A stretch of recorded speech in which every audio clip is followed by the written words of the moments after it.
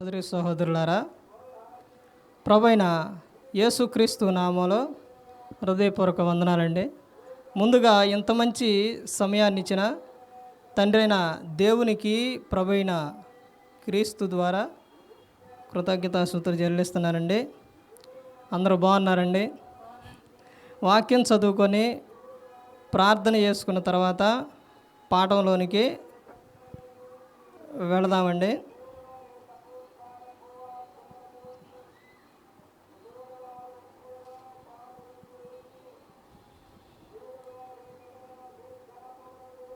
లూకా గారు రాసిన సువార్త 16వ అధ్యాయం 25వ వచనం. అందుకు అబ్రహాము, కుమారుడా, నీవు నీ జీవితకాలం మందు నీకు ఇష్టమైనట్టు సుఖం అనుభవించితివి, అలాగుననే లాజరు కష్టం అనుభవించినని జ్ఞాపకం చేసుకునుము. ఇప్పుడైతే వాడు ఇక్కడ నెమ్మది పొందుచున్నాడు, నీవు యాతన పడుచున్నావు. ప్రార్థన చేసుకున్నావు. పరలోకమందున్న మా తండ్రి, పరిశుద్ర ప్రేమ గల తండ్రి, గొప్ప తండ్రి, యెహోవా తండ్రి, మీ ప్రియ కుమారుడు యేసుక్రీస్తు ప్రభువారి ద్వారా కృతజ్ఞతాస్తుతులు చెల్లిస్తున్నాము నాయన. ఆరాధన క్రమం అంతట్లో మీరే ముందు నడిపించండి నాయన. గొప్ప దేవ, అయ్యా, వాక్యం బోధించుండగా వినువారు తండ్రి మంచి హృదయం తిని వాక్యానుసారంగా నడిచే భాగ్యం దయచేయండి నాయన. వాక్యం బోధించుండగా ఈ లోక సంబంధమైన జ్ఞానంతో కాకుండా మీ జ్ఞానంతో మాట్లాడే భాగ్యం దయచేస్తారని మా ప్రభువైన యేసుక్రీస్తు నామమున వేడుకుంటున్నాం తండ్రి, ఆమేన్. ప్రభువైన యేసుక్రీస్తు నామములో హృదయపూర్వక వందనాలండి. దేవుని కుమారుడు యేసుక్రీస్తు ప్రభువారు ఈ లోకానికి వచ్చిన తర్వాత పరలోక రాజ్యం సమీపిస్తుంది కనుక మారు మనస్సు పొందమని ప్రకటింప మొదలుపెట్టారు. అంశం: నీ అంతం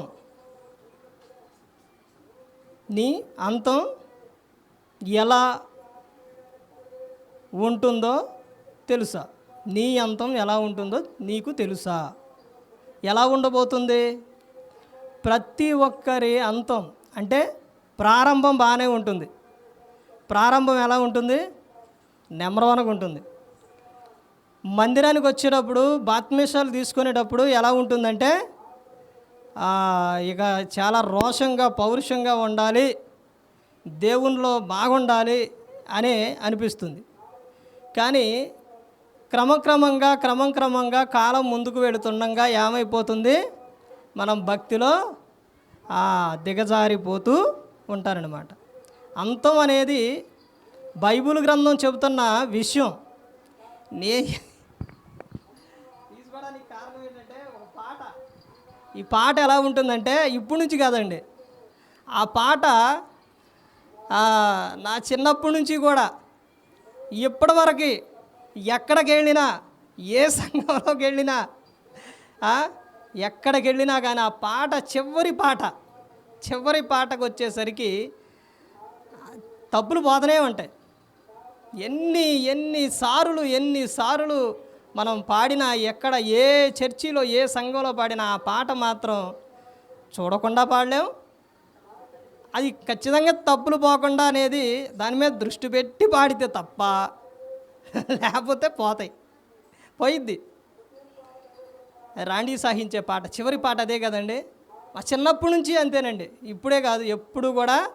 అది ఎక్కడైనా కానీ ఏ సంఘంలోనైనా చివరి అంతం ఎలా ఉంది అని బైబిల్ గ్రంథంలో నుంచి వెళ్తే చూస్తే ఆరంభం నెంబర్ వన్గా ఉంటుంది. అందుకనే బైబిల్ గ్రంథంలోని విషయాలు సరే అనుకున్నది వేరే, చెప్పే సబ్జెక్ట్ వేరండి. ప్రసంగి చూడండి, అక్కడ ఏమని చెబుతున్నారో. ప్రసంగి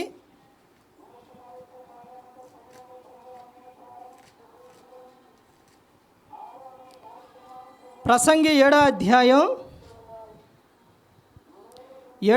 1వ వచనం నుంచి, సుగంధ తైలము కంటే మంచి పేరు మేలు, ఒకని జన్మదినము కంటే మరణదినమే మేలు. అంటే బిడ్డ పుట్టినప్పుడు ఎవరైనా సరే ఆ క్రియలు కానీ చాలా మంచోడని కానీ మంచి ఆమె అని కానీ చెబుతారా? చెప్పరు. బిడ్డ పుట్టినప్పుడు ఏ క్రియలు ఉండవు. అందుకనే చివరికి వచ్చేసరికి మరణించిన సమయానికి వచ్చేసరికి అక్కడ ఏమని చెబుతారంటే జీవించిన జీవితం గురించి చెబుతుంటారు. ఎలా జీవించాడు, ఎలా జీవించిందేమో, ఆమె ప్రవర్తన ఏంటి, అవన్నీ కూడా ఎక్కడ చెప్పుకుంటారు? అప్పుడే చెప్పుకుంటారు. అందుకనే చెప్తున్నారు, సుగంధ తైలము కంటే మంచి పేరు మేలు, ఒకని జన్మదినము కంటే మరణదినమే మేలు. విందు జరుగుచున్న ఇంటికి పోవుట కంటే ప్రలాపించుచున్న వారి ఇంటికి పోవుట మేలు. ఎలయనగా మరణము అందరికీ వచ్చును గనుక బ్రతుకువారు దానిని మనస్సున పెట్టుదురు.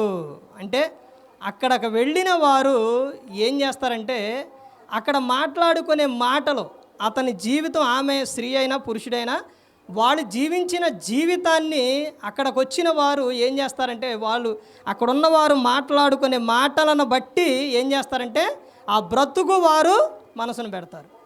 నువ్వు మంచిగా జీవించి చక్కగా జీవించి చనిపోతే వాళ్ళు మాట్లాడుకునే మాటలను బట్టి ఇదిగో ఇలా బ్రతకాలి అనుకుంటారు. అది చెడుగా కానీ లేకపోతే భయంకరమైన విధానంలో జీవించి చనిపోతే చిచ్చి ఇలా మాత్రం బ్రతకూడదు, రేపొద్దు నా గురించి కూడా ఇలాగే చెప్పుకుంటారు అని అనుకుంటారు. అంతం అనేది ప్రారంభం బాగానే ఉంటుంది, అంతం మాత్రం చాలా బైబిల్ గ్రంథంలో నుంచి మనం చూస్తే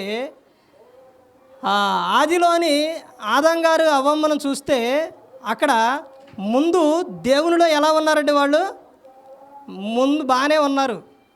తర్వాత క్రమంగా ముందుకు వెళుతూ ఉండంగా ఆ అపవాది మాట వినటం ఇది అయిపోయారు. తర్వాత ఇంకా చాలామంది ఉన్నారు అలా ముందుకు వెళుతూ దేవునిలో ఉండి, దేవునిలో మొదటిలో నెంబర్ 1గా ఉండి, దేవుడు మెచ్చుకున్న తర్వాత, దేవుడు వాళ్ళకి బిరుదులు ఇచ్చిన తర్వాత చివరికి వెళ్ళిపోయేసరికి ఏమైపోయారు? తప్పిపోయారు. అలా తప్పిపోయిన వారిలో చాలామంది ఉన్నారు. గ్రంథం ఏం చెబుతుందంటే, నీతిమంతుడు లేడు, ఒక్కడ కూడా లేడు.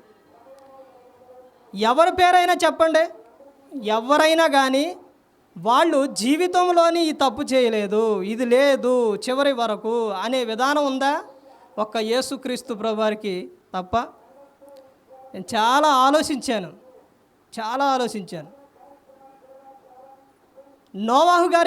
నోవాహు గారు గురించి తీసుకుంటే, నోవాహు గారు అతను చేసిన దేవుని విషయంలో దేవుడు చెప్పినట్టు విన్నాడు, బాగానే ఉన్నాడు. తర్వాత చివరికి వచ్చేసరికి ఆయన ఎలా మద్యానికి మత్తుడై వస్త్రహీనుడిగా ఉండిపోయింది. దావీదు గారు దేవుడు ఎంత మెచ్చుకున్నాడండి, ఆయన కూడా అలాగే. సొలొమోను గారు జ్ఞానం ఇచ్చిండు దేవుడు. సంసోను గారు, వీళ్ళందరూ చివరికి వచ్చేసరికి ఏమైపోయారు? తప్పిపోయారు. ప్రతి ఒక్కరూ గమనించుకోవాలి. ఎందుకనంటే మొదటిలో నువ్వు ప్రారంభించినప్పుడు బాగానే ఉంటుంది, నీ జీవిత కాలంలో వెళుతూ ఉన్న కొద్దిగా అపవాది నిన్ను ఏం చేస్తారంటే దారి తప్పేస్తారు. యేసుక్రీస్తు ప్రభువారు కూడా ఇక్కడ ఉన్నంత కాలం ఆయన కూడా దారి తప్పించాలి అని అపవాది చాలా ప్రయత్నం చేసిండు, అయినా కానీ వల్ల కాలేదు. అలాగే ప్రతి ఒక్కరి జీవితంలో అపవాది ఏం